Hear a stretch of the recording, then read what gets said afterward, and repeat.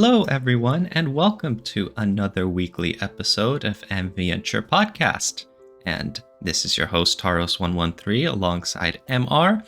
And this is our monthly Readport for April 2023, where MR and I discuss some of the titles we've been reading and our ongoing thoughts about whatever we just happened to be checking out this month. No rhyme or reason. And so MR has something he's been have on his mind for a while that he'd love to share with everyone. Yeah, I think I had it in the backlog for a long while, and it was actually one of those videos of August that pushed me over the edge and I said to myself, okay, let's finally give it a read. So I read to the completion, Hello Lady. It's a story about a protagonist transferring to a school full of super-powered individuals. That starts out silly, comedic, and standoffish, but takes a turn to the darker side by the midpoint of the common route.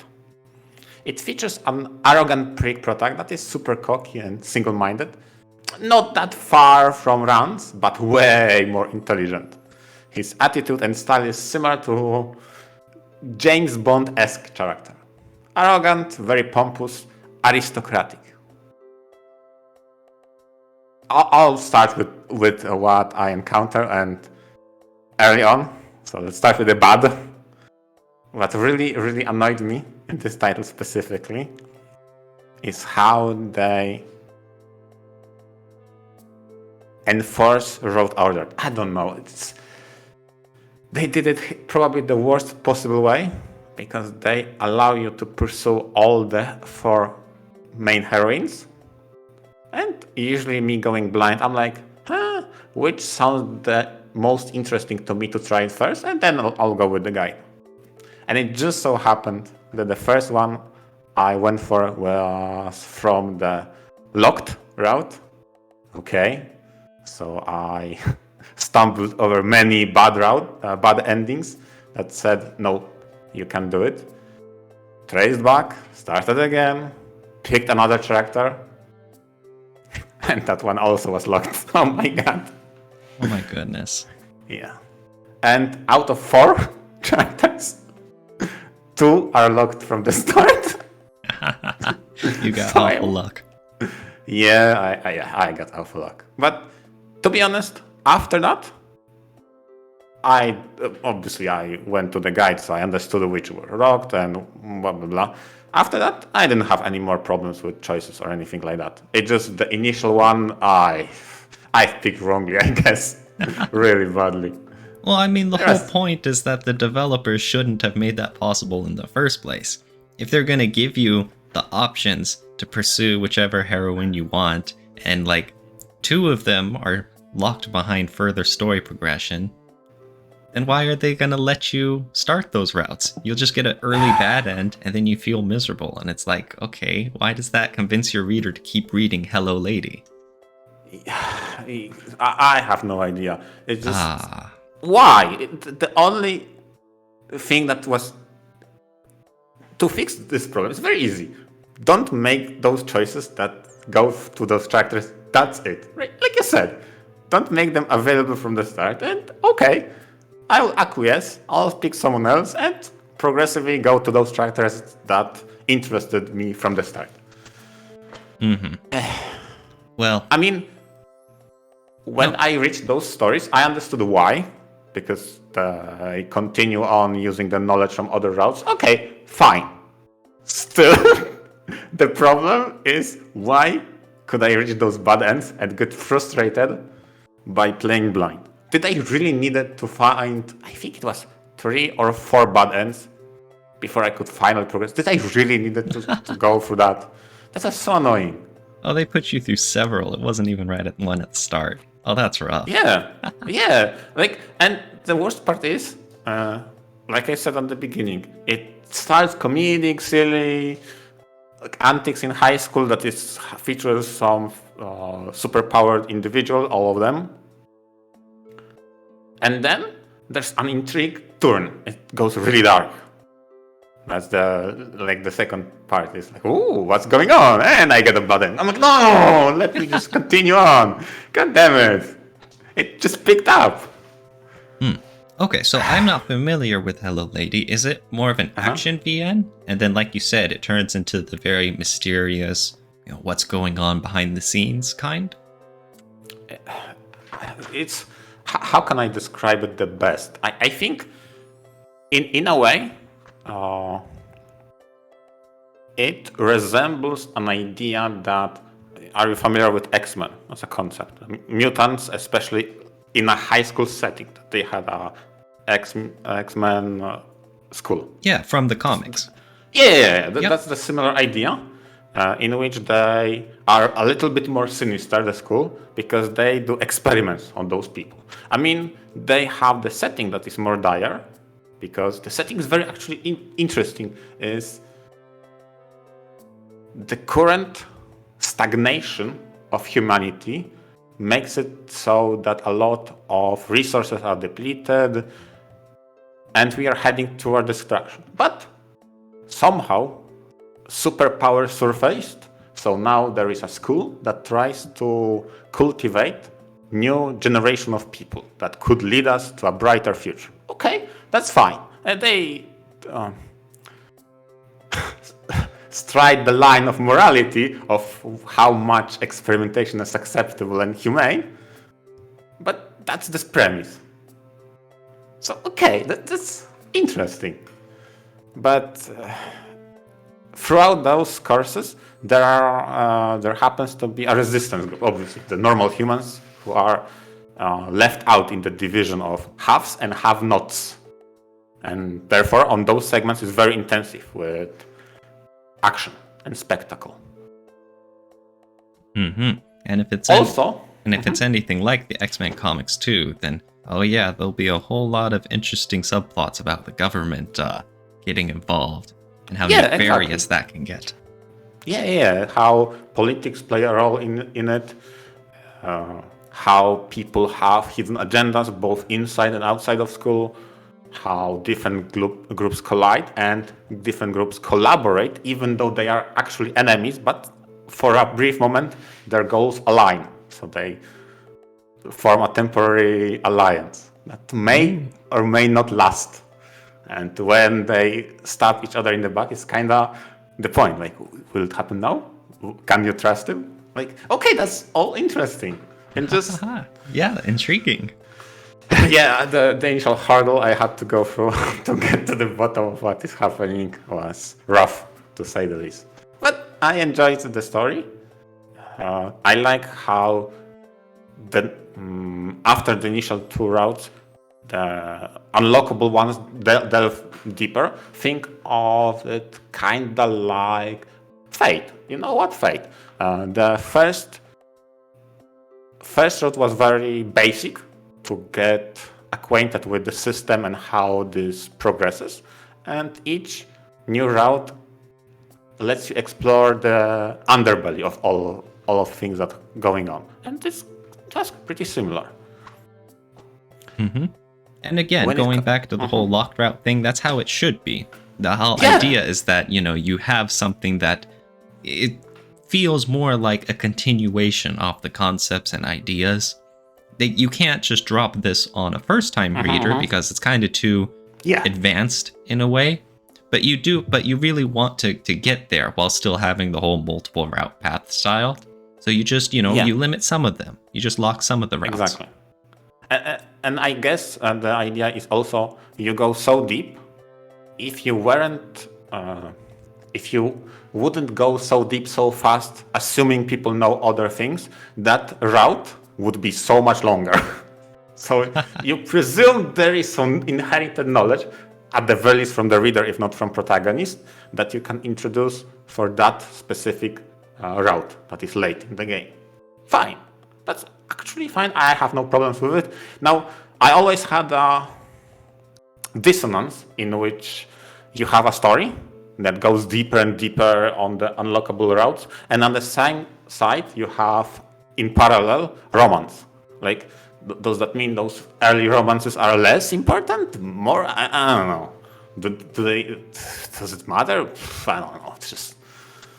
Yeah, I feel you. It's sometimes heroines get the short end of the stick, being an inferior or like a beginner's route. I don't know. Yeah, like I feel bad. It's like why does every route always have to be tied to a romanceable character, you know? exactly. Like does the only romance that matters is the true one? Sometimes I get that vibes from some titles. Mm-hmm. Well, on that note, MR, for any Hello Lady fans out there, who is best girl? That is interesting because initially, okay, I have my roster of 4, and I tend to rate personal favorite character by how well they resonate with protagonists. I like that vibe. And actually, how they started, the main character, the one that Protag introduced himself to first, I kind of like the vibe, how they are both very aristocratic, but she is reasonable where he is not. And that dynamic worked really interestingly, because she wasn't going by tsundere or something like that. She was very rational about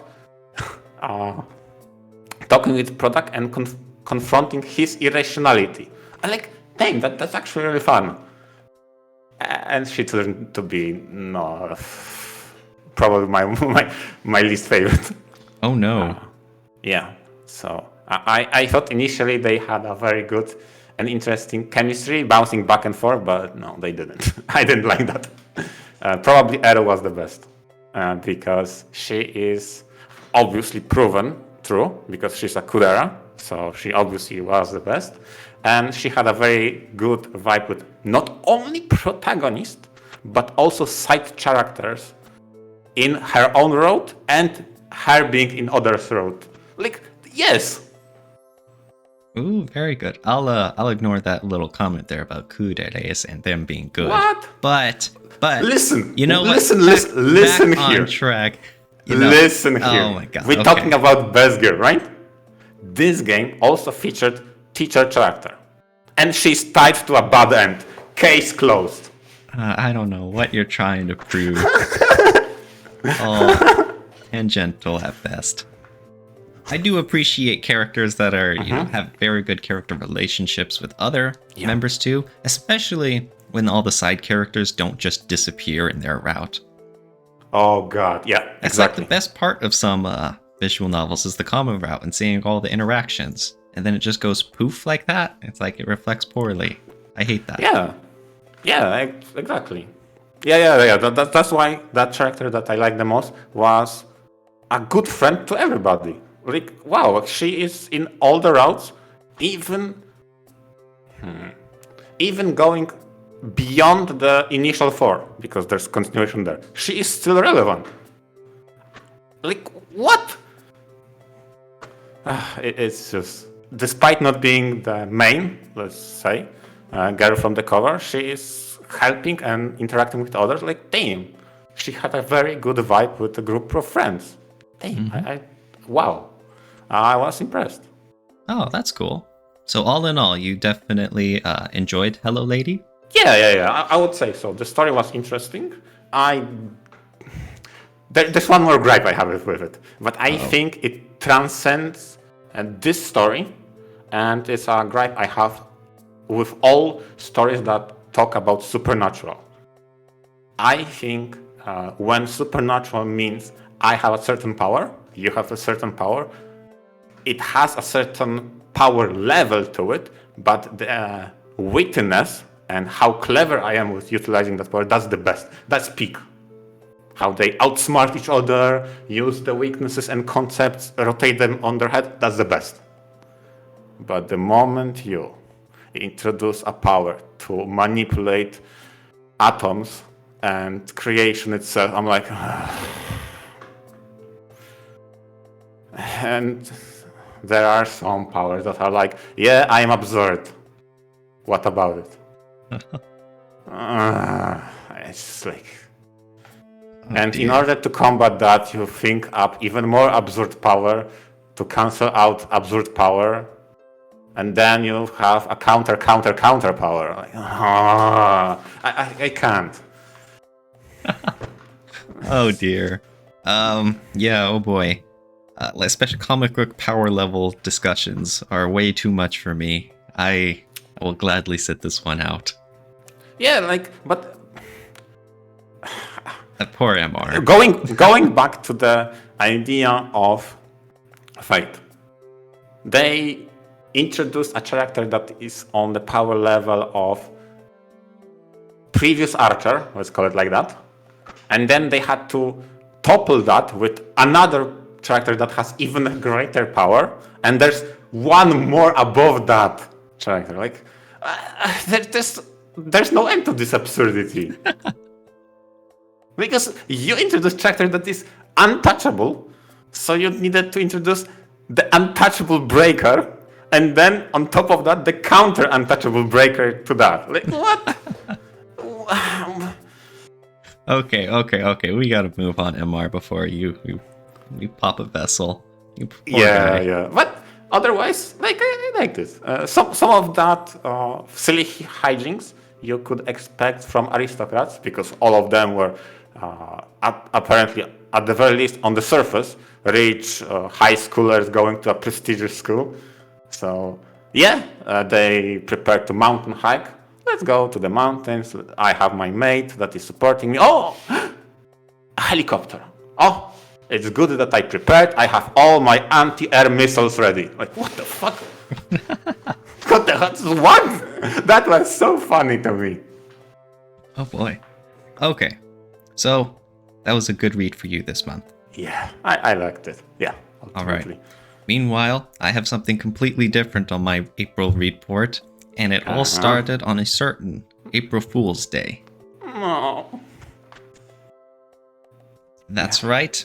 It was the sudden surprise release of The Murder of Sonic the Hedgehog. Officially released by Sega themselves, creators of Sonic. I can't believe it. At first, I thought this was just some knockoff fan-made game, but then I saw it was official, and I checked it out, and it is actually, like, legitimately a quality product. Is it? Really? It is, very much. It's mostly a visual novel. There might be some people on VNDB who would argue that it's not, and I can kind of see where they're coming from. There's a few gameplay elements and whatnot. But it has a few adventure game point and clicks and a few logic parts, but it's still primarily a visual novel. Okay. The basic summary is that it is Amy Rose's birthday, and so she invites all of her friends over, Sonic included, on a themed train ride styled for a murder mystery party. And all of the characters are acting out their roles for the party, and someone will be murdered, and it'll be up to the birthday girl herself to solve the crime, piece the clues together, and save the day. Sonic gets murdered, and it's a little unclear how much of it is just going along with the game and how much could be something seriously going on. So now you, the main character, have to go along and help out and figure out the truth behind everything. And save the day. Wait. Who are your perspective? Wait, are you an unnamed character or you are... No, yeah, I see. The main character, so, you know, who the perspective this takes place from, is, I guess you could say, a self-insert, sort of? A nameable protagonist who's working his first day of the job as a train assistant, and you get roped into assisting this group of Sonic and friends as this all unfolds. Okay. First off, the art style is amazing. The developers got one of the comic book artists who's worked on the Sonic comic books in the past. And oh yeah, if you can see the screenshots, it's very charming. All of the characters are so expressive with so many sprites. And then it's got the really nice coloring and shading too to make this really seem like a comic book. Yeah. And along the way, the characters are all great too. I know there's a lot of backlash by certain Sonic fans regarding the characters and, you know, all the side peeps and everyone who, you know, sort of belongs and doesn't belong.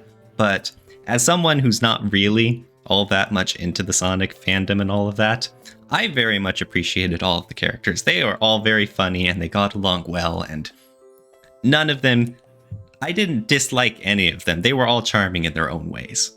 And honestly, like, charming is the best way to talk about this VN. There's from all the little background references to the plot itself to the writing. It's so much fun all the way throughout.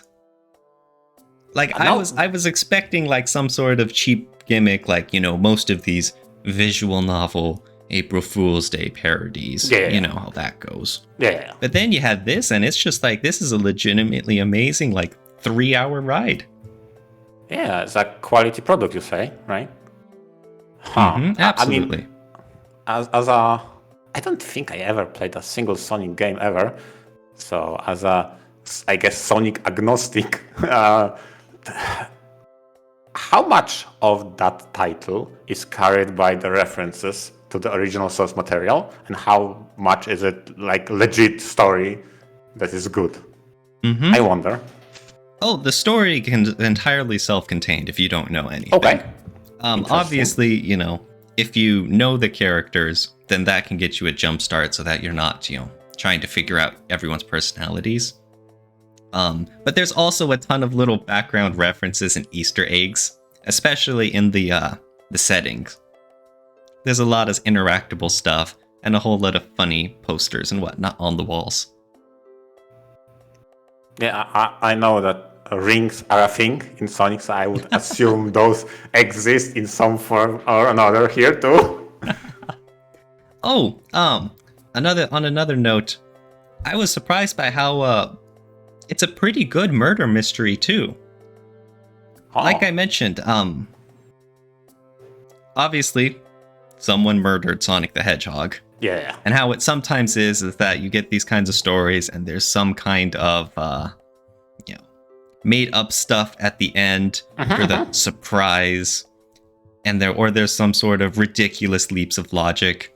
And this was pretty good. It's not perfect. I can't say, you know, there's a few times where you have to go out on a limb instead of, you know, hard evidence or whatever. But by the end, it's like you really do have a lot of the keys and the pieces of the puzzle to figure out what went down and stuff. And then the ending is great as well. Because that's the same when it comes to the test of a good action. And by what we defined before, the good action is when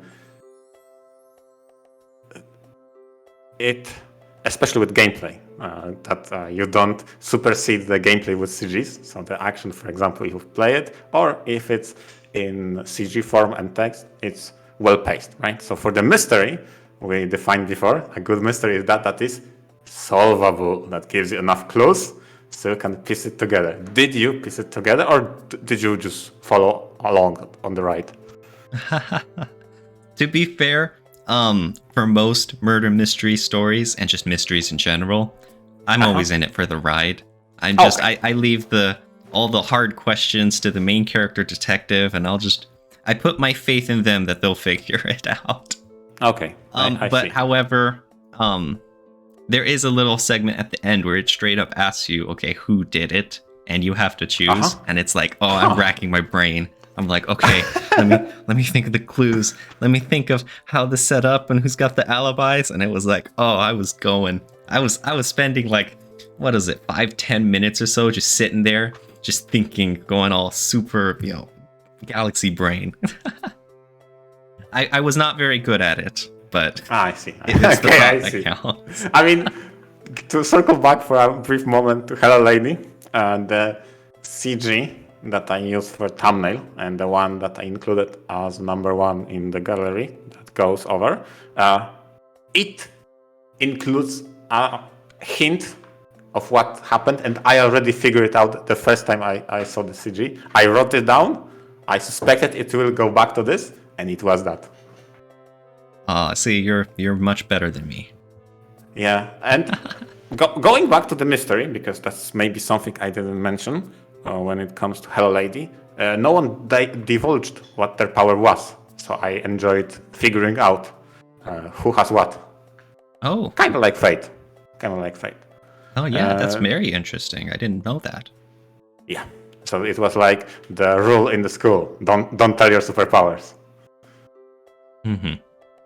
But anyways, the murder of Sonic the Hedgehog was free, and I was like, wow, this is great. Oh, dang. I legit do recommend it to everyone. It's super fun. Oh my god, the last few episodes, I got too many recommendations. Stop doing that. Stop! Aye. My backlog. Okay, Poor fine. backlog. Well, we can flip this around. What recommendations do you have, Emar? Oh, me? Or maybe an anti-recommendation? This might get tricky. I did recommend you Grisaya before. I would say Hello Lady is something very interesting, and I would recommend it if you like the superpowers kind of mysteries. And again, majority of the confrontation is by using wit and being very clever, despite some of those don't follow that principle. But going to the next topic that I prepared for today, and the one that I'm currently still reading, so I'm undecided whether or not to recommend, is The Alchemist of Ars Magna. This is another title by Ninetales, published by Just. And currently, Ninetale and Just is something I have never been let down by. I supported all of their Kickstarters for the Venus Blood series, and this seems to be a sister series, I guess, or a spin-off of sort.